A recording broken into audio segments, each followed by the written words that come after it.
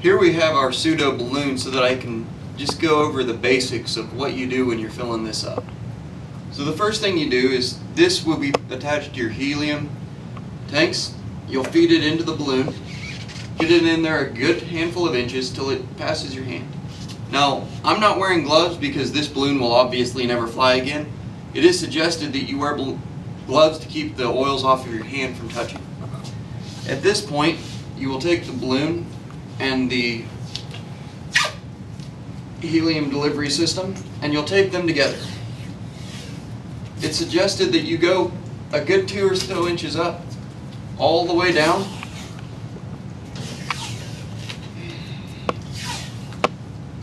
I also recommend that you're using high-grade duct tape.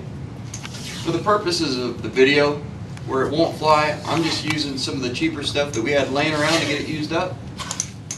Then when you get to the end of this, it's really important that you take and you tear it and you fold it over so that you have a tab. This will allow you to pull this back off when you're done. So now you'll spend the next little bit of time airing this up. Here we have a fish scale. This allows you to hang a fish, weigh it. We're using it in the opposite orientation. Here we're trying to determine how many pounds of force our helium's pulling up with. And so the whole time we're doing this, you have somebody holding on here so that no matter what, you don't let go of your balloon. And then they're just barely touching it so that if anything goes wrong, they can clamp down. But you're still putting the full weight of that on this. And that tells you how you know when you have enough up force. Once you determine that you have enough up force, you'll cut yourself off at the other end and you'll take this and you'll twist it a couple of times. Then you'll take one of your ladders that you made.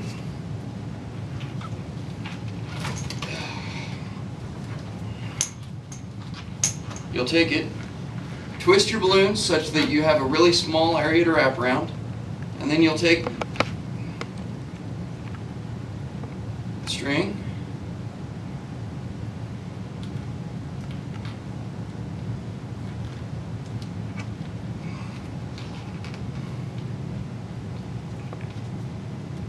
again, redundancy is key. Go around more than one time. This will ensure that you keep it, that if one knot slips or if something goes wrong, you didn't get it tight, you have a secondary.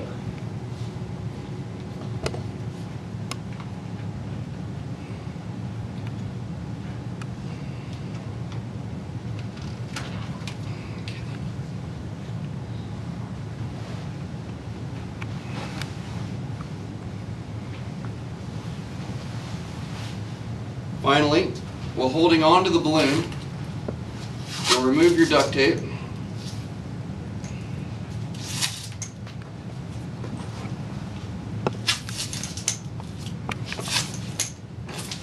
Usually you'll have a multiple man launch crew, and so that makes this a little bit easier. One person's holding, one person's untaping, one person's ready with the tape.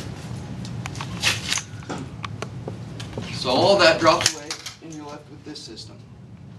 You then take that system and fold it up on itself, and you guessed it, more duct tape.